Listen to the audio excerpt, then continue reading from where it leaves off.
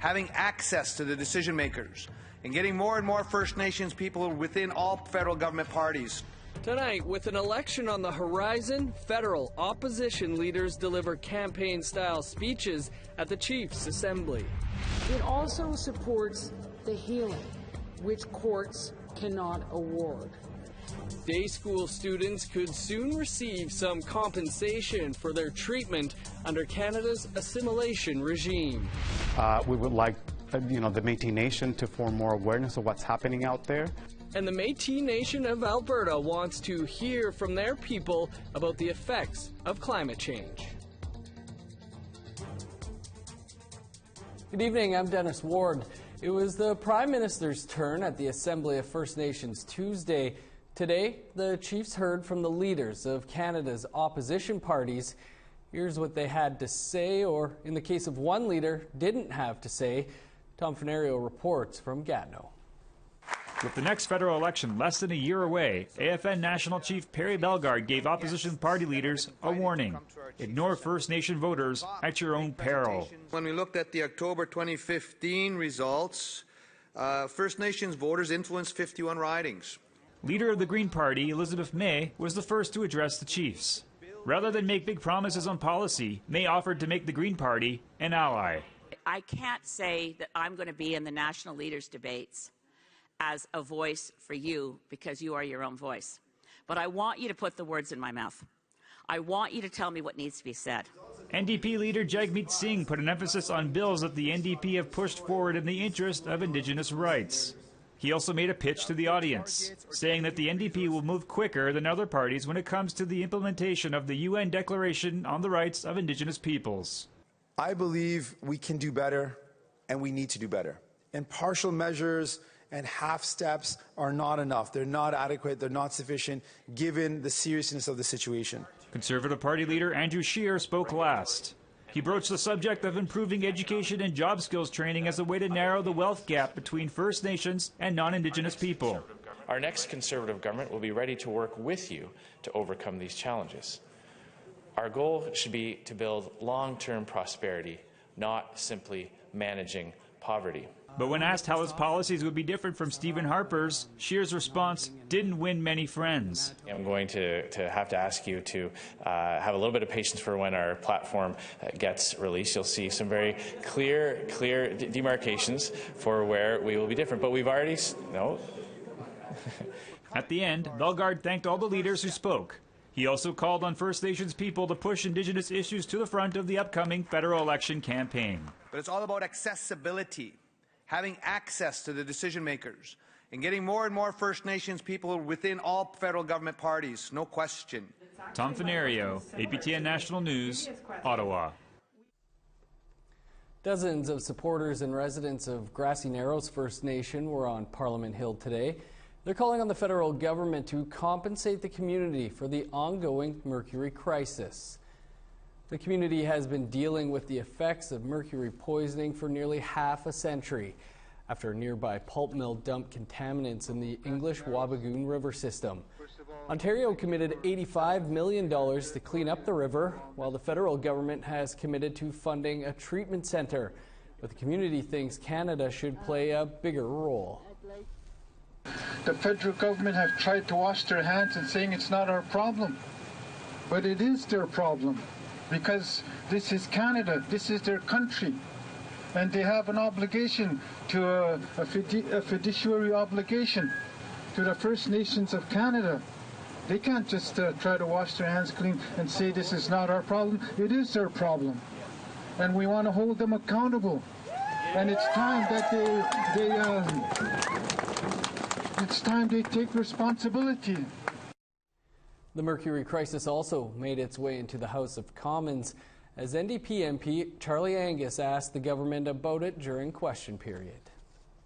The term need for urgent action, what does that mean when talking about children at Grassy Narrows with seizures, physical impairments, hearing and sight loss, children who can't remember basic math questions because they've been poisoned, and yet the community continues to struggle with underfunded education, shortages of special ed, unable to hire qualified teachers, and an outstanding need for a full assessment for every single child. Will the minister agree that urgency means action now and end the underfunded education at Grassy Narrows and insist on a full assessment for every single child in that community? Minister of Indigenous Services. Mr. Speaker, urgency means action now, and it means actions we've already taken. We have made sure that there are special education funds for all students in that community, and I've already shown the member the numbers in terms of how much we have invested in special education in that community.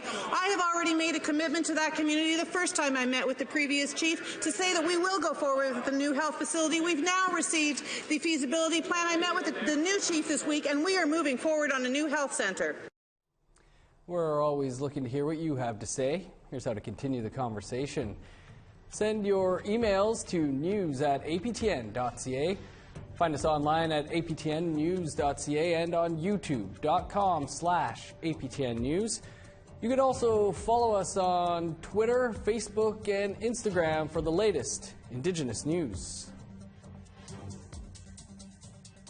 An agreement in principle has been reached between Ottawa and former Indian Day School survivors. Crown Indigenous Relations Minister Carolyn Bennett made the announcement Thursday. Flanked by former students, Gary McLean attended the Dog Creek Indian Day School in Manitoba. McLean filed a class action lawsuit on behalf of an estimated 200,000 survivors. Day school survivors were left out of the Indian residential school settlement agreement because they were allowed to go home at night. Details of the settlement are expected to be released next year. While the agreement in principle includes individual compensation for harms associated with attendance at the Indian Day schools, it also supports the healing, which courts cannot award. We are investing $200 million to support healing, wellness, education, language, culture, and commemoration for all those affected by Indian Day schools. To me, the feeling, it's hard to explain a feeling because there's so much emotion in it. But I do know it's happening. This moment is happening, and I do know it will help thousands of our people to have the same feeling I'm having to get to the next level. Dr. Lynn Lavallee was hired by the University of Manitoba to bring in more Indigenous students and professors. Now the U of M's Vice Provost of Indigenous Engagement is calling it quits. Ashley Branson has more on that story. Dr. Lynn Lavallee was hired in September 2017. Now, just over a year later, she's quitting. She says the administration at the University of Manitoba is not doing enough to combat systemic racism against Indigenous peoples. I think that we have to look beyond the structures in the academy. So if there's a complaint about racism or harassment, it's a complaint-driven process at any institution. And as soon as you go through that complaint-driven process, it becomes silenced. Confidentiality steps in, and we isolate someone. She says that isolation can be so bad, many Indigenous students are afraid to come forward. In an email statement to APTN, the university says they will keep trying to work together with Indigenous peoples. Fulfilling the strategic plan commitments can be challenging, just as implementing the action items outlined in the Truth and Reconciliation Commission will not always be easy for this nation. But resolving to persist in this pursuit is critically important. We have to acknowledge that these are colonial institutions, and that's what we're up against. Lavallee says this issue isn't isolated. It's happening in post-secondary institutions across Canada. Something needs to change. We recognize that these are colonial institutions that are full of bureaucracy, but we can make change. We can make change at Board of Governors and Senate. I've made policy changes at Senate, at other institutions. It can happen, and it can happen quickly if you have the motivation and if you have the will and if you have the right people at the table. It can happen. Dr. LaValle leaves the U of M December 31st. She steps into her new role as an advisor to the Dean of Community Services at Toronto's Ryerson University in the new year. Ashley Branson, APTN National News, Winnipeg. The Thunder Bay Police Association has finally weighed in on a widely circulated video that appears to show one of its officers striking an underage girl. That and much more still to come.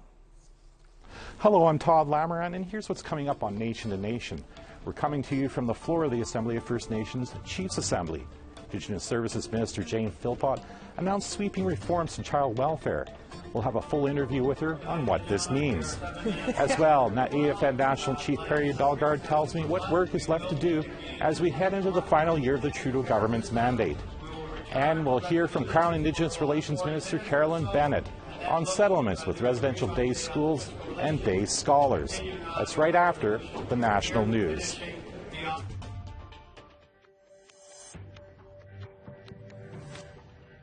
Here's a look at Friday's weather forecast starting on the East Coast. +2 and snow for Halifax. Snow and -1 in Charlottetown. -12 with flurries for Happy Valley Goose Bay. -8 in Nain. 6 below for Montreal with snow. 19 below in Chibougamau.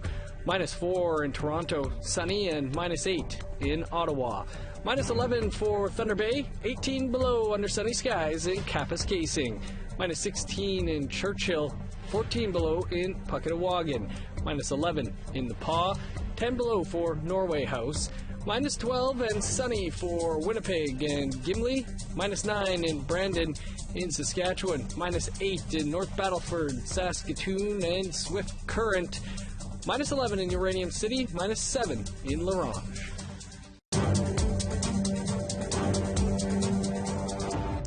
Welcome back. The president of Thunder Bay's Police Association says the video that appears to show an officer striking and holding down a youth on a gurney is not an isolated event. Greg Stevenson said in an email statement that officers are struggling to meet the demands of policing in the city. Stevenson said they're deeply offended by the reaction of First Nations leaders to the incident.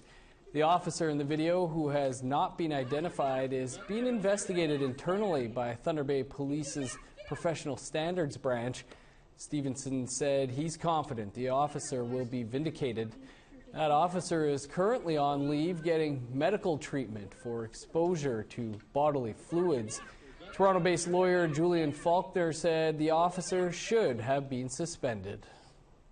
What I find unique to Thunder Bay, and a never-ending theme, is that while the Chief of Police talks about unacceptable behavior and her great concern over the actions that we all witness on the video, how can it be that this police officer who slaps a youth on a gurney is not under suspension? It is completely within the realm of the Chief of Police and this Police Services Board to have suspended the police officer pending the investigation. That's how it's done. Why is it different in Thunder Bay? 57 people from the Blood Tribe in southern Alberta had an overdose in the month of November. The problem with drugs and overdoses seems to be deepening every month. Community leaders say they are prepared and dealing with the crisis. But a local doctor says they've been spending so much time saving lives, they haven't been able to deal with the biggest fallout around them, the impact on the children. Tamara Pimentel reports. Lori Eagle-Plume visits the Blood Tribe Department of Health regularly for her Suboxone treatment. She's been clean from her fentanyl addiction for almost 4 years. Her motivation? The thought of her children being released into the foster care system. Them almost getting taken away from me, it was hard knowing that either you get help today or if you don't, we're going to go take your kids. And I was just like, thought about my kids and I was like, no. okay, I'm gonna get help, I'm gonna do it for them. Eagle Plume got help in time, but Dr. Esther Tailfeathers says parents losing their kids because of drug use is an all too common story in the community. She believes the continuous rise of overdoses on the reserve has made the overall safety and security for youth less of a priority. There's not a huge safety net for them. We're so busy concentrating on saving the lives of the people who are addicted that we're not watching the fallout around them, and the youth are absorbing a lot of the grief. We're seeing more and more youth becoming addicted. We had a 13-year-old that overdosed in front of our tribal office a week ago. In November, the Blood Tribe was hit with 57 overdoses and 4 deaths, the worst month this year. It feels like we're living in the city with the sirens, you know. We're never used to be like that, you know, and when you hear the sirens and you just know what it is. Tailfeather says the community has taken major steps to save people from overdoses. Emergency Health Services has increased the amount of ambulances and team members, and the Blood Tribe Police have more officers. But while lives are being saved, families have lost their housing to addictions. Children are becoming homeless. They're hungry because they aren't getting the nutrition they need, and many aren't attending school. And Tailfeather says 39% of babies from the Blood Tribe are born into neonatal abstinence. Usually those babies are not released to the mother. They are released either to a family member who becomes a temporary guardian, or they're released into the foster care system. So right from birth, the babies are sent into foster care, and it's so sad to see that. And that's one part of our population that we really haven't been paying attention to, that we really do need to be concerned with.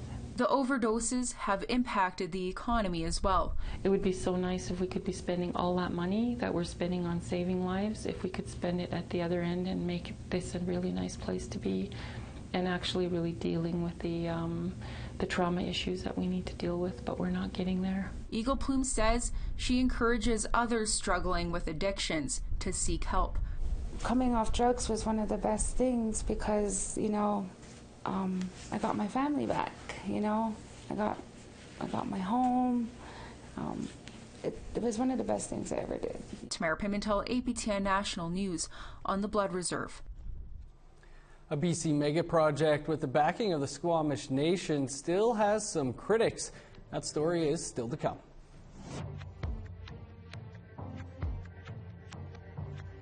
Here's the rest of Friday's weather forecast, picking back up in northern Alberta. Sunny skies and -6 for Fort McMurray, -11 in Peace River. 0 for Calgary, -2 and sunny in Lethbridge. 8 above for Tofino, showers and +4 in Victoria and Vancouver. -7 in Smithers, -9 in Prince George. 13 below for Fort Nelson. -14 in Old Crow, sunny, and -18 for Watson Lake. -12 in Norman Wells, -9 in sunny skies for Yellowknife. -16 in Inuvik, -13 for Colville Lake. -23 in Baker Lake, -28 and snow for Whale Cove, 30 below in Chesterfield. -26 in Joe Haven, 29 below in Igloolik.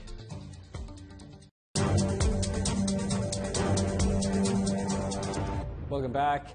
In British Columbia, a natural gas mega project has just been given the green light with the backing of the Squamish Nation.